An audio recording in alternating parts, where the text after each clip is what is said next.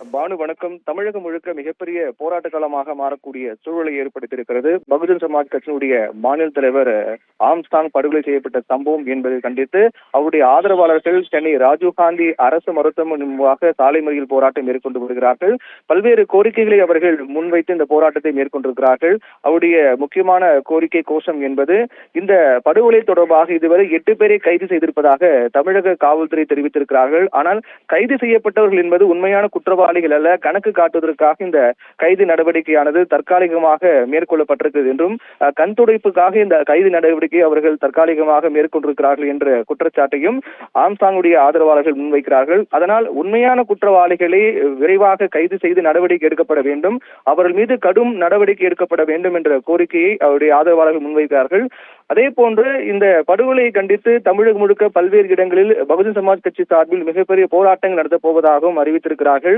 இந்த சம்பவத்தை கண்டித்து, அதாவது உளவுத்துறையை பொறுத்தவரையில் சரியாக இந்த முன்னெச்சரிக்கை நடவடிக்கை எதுவும் மேற்கொள்ளப்படவில்லை என்றும் இது குறித்து சரியான விளக்கத்தை உளவுத்துறை தர மறுத்திருக்கிறது. சரியான விளக்கத்தை அவர்கள் தராத காரணத்தால் உளவுத்துறை என்பது செயலிழந்து விட்டதாகவே கூறப்படுகிறது என்றும், அதனால் உளவுத்துறையை கூண்டோடு ராஜினாமா செய்ய வேண்டும், அதற்காக தமிழக முதலமைச்சர் நடவடிக்கை எடுக்க வேண்டும் என்ற கோரிக்கை அவர்கள் முன்வைக்கிறார்கள்.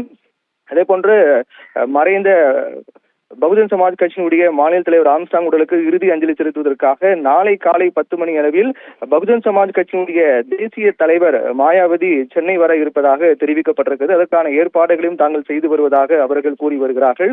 இந்நிலையில் அவரோடு அவருடைய தொண்டர்கள் பகுஜன் சமாஜ் கட்சியினுடைய மாநில தலைவர் ஆம்ஸ்டாங்கோடு பேசிக் கொண்டிருந்த மேலும் 2 பேருக்கு வெட்டுக்காயம் இருந்தது.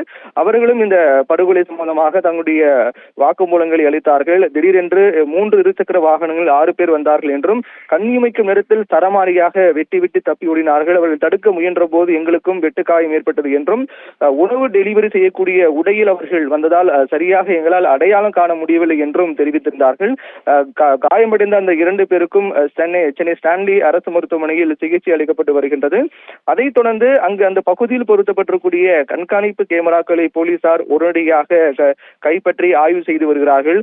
அதற்கு இந்த சம்பவம் நடைபெறுவதற்கு 2 நாட்கள் முன்னதாகவே கூட இது பல நாட்களாக மேற்கொள்ளப்பட்ட திட்டமிட்ட கொலை என்று கூறப்படுகிறது. 2 நாட்களுக்கு முன்னதாகவே கூட அந்த பகுதியில் இருக்கக்கூடிய பல்வேறு சிசிடிவி கேமராக்கள் மர்மமான முறையில் உடைக்கப்பட்டிருப்பதாக கூறப்படுகிறது. அப்படி என்றால் பல நாட்களாகவே இதற்கான திட்டம் தீட்டி அவர்கள் இந்த கொலைக்காக அவர்கள் திட்டம் தீட்டியது இதன் மூலமாக தெரிய வந்திருக்கிறது.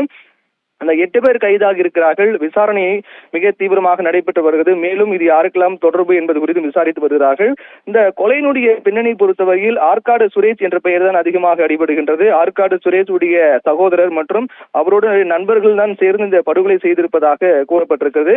அதற்கு முக்கியமான காரணம் பொறுத்தவரையில் ஆற்காடு சுரேஷ் என்பது அவரும் கொலை செய்யப்பட்டார். அதுக்கு ஆம்ஸ்டாங்குடைய ஆதரவாளர் ஆம்ஸ்டாங் தான் காரணம் என்றும் சொல்லப்பட்டு, அந்த ஆற்காடு சுரேஷ் உடைய பிறந்த நாள் அல்லது நினைவு நாளில் இந்த ஆம்ஸ்டாங் தீர்த்து கட்ட வேண்டும் என்று அவர்கள் திட்டம் தீட்டிருப்பதாக கூறப்படுகிறது. ஆற்காடு சுரேஷுடைய பிறந்த நாளை அன்று ஆம்ஸ்டாங்கை அவர்கள் படுகொலை செய்திருப்பதாகவும் கூறப்படுகிறது. இந்நிலையில்தான் ஆற்காடு சுரேஷுடைய சகோதரர்கள் மற்றும் அவருடைய கூட்டாளிகளையும் போலீசார் கைது செய்திருப்பதாக தொடர்ந்து விசாரணை மேற்கொள்ளப்பட்டு வருவதாக சொல்லப்பட்டு வருகின்ற நிலையில் பல்வேறு இடங்களில் பகுஜன் சமாஜ் கட்சியினர் போராட்டங்கள், சாலை மறியல்கள் மேற்கொண்டு வருகிறார்கள். இந்த சாலை மறியலுக்கு மிக முக்கியமான காரணம் என்பது குற்றவாளிகள் கைது செய்யப்படவில்லை, கண்துடைப்புக்காக திட்டமிட்டு சிலரை கைது செய்திருக்கிறார்கள், அவர்கள் உண்மையான குற்றவாளி இல்லை என்ற அவர்கள் குற்றச்சாட்டை முன்வைக்கிறார்கள். இவர்களுடைய சாலை மறியல் காரணமாக அந்த பகுதியில் போக்குவரத்தானது மாற்றம் செய்யப்பட்டிருக்கு குவிக்கப்பட்டிருக்கிறார்கள். சாலை மறியல் போராட்டம் என்பது ஆம்ஸ்டாங் உடல் பிரேத பரிசோதனைக்காக வைக்கப்பட்டிருக்கூடிய சென்னை ராஜீவ்காந்தி அரசு மருத்துவமனை வளாகம் முன்பாக இந்த சாலை மறியல் போராட்டம் மேற்கொண்டு வருகிறார்கள். இதற்கு முன்னதாக நேரம் செல்ல செல்ல அவருடைய ஆதரவாளருடைய வருகை என்பது கட்டுக்கடங்காமல் சென்று கொண்டே இருக்கின்றது. அவர்கள் சாலை மறியல் மேற்கொள்வதற்காக அந்த ராஜீவ்காந்தி அரசு மருத்துவமனை வளாகத்திலிருந்து வெளியே வர முற்பட்ட போது போலீசார் அவர்களை தடுத்து நிறுத்தினார்கள். அப்போது போலீசாருக்கும் பகுஜன் சமாஜ் கட்சியினருக்கும் இடையே தள்ளுமுள்ளு வாக்குவாதம் ஏற்பட்டது. பின்னர் போலீசாருடைய கடும் எதிர்ப்பையும் மீறி பகுஜன் சமாஜ் கட்சியினர் சாலையில் அமர்ந்து மறியல் போராட்டத்தை மேற்கொண்டிருக்கிறார்கள். இந்த மறியல் போராட்டம் காரணமாக சென்னை கடற்கரையில் இருந்து கோட்டை செல்லக்கூடிய சாலை, பாக் செல்லக்கூடிய சாலை மற்றும் அங்கிருந்து வரக்கூடிய சாலைகள் முற்றிலுமாக துண்டிக்கப்பட்டிருக்கிறது. போக்குவரத்து என்பது ஸ்தம்பித்திருக்கிறது. போக்குவரத்து நெரிசல் ஏற்பட்டிருக்கிறது. இதன் காரணமாக மாற்றுப்பாதைகளுக்கு ஏற்பாடு செய்யப்பட்டு மாற்றுப்பாதையில் போக்குவரத்தானது ஏற்பாடு செய்யப்பட்டிருக்கிறது. இந்த சாலை மறியல் போராட்டத்தை கைவிட்டு அமைதியான முறையில் திரும்ப வேண்டும் என்று போலீசார் தொடர்ந்து பேச்சுவார்த்தை மேற்கொண்டு வருகிறார்கள். ஆனால் பகுஜன் சமாஜ் கட்சியினர் தொடர்ந்து தங்கள் கோரிக்கையும் கோஷங்களையும் முன்வைத்து அவருடைய மறியல் போராட்டம் என்பது மிக தீவிரமாக நடைபெற்று வருகின்றது. குறிப்பாக இந்த மறியல் போராட்டத்தின் போது போலீசாருக்கும் பகுஜன் சமாஜ் கட்சியினருக்கும் இடையே தள்ளுமுள் ஏற்பட்டிருக்கிறது. மறைந்த பகுஜன் சமாஜ் கட்சியினுடைய மாநில தலைவர் ஆம்ஸ்ட்ராங்குடைய உடலானது நாளை காலை அடக்கம் செய்யப்படும் என்று தெரிவிக்கப்பட்டிருக்கிறது.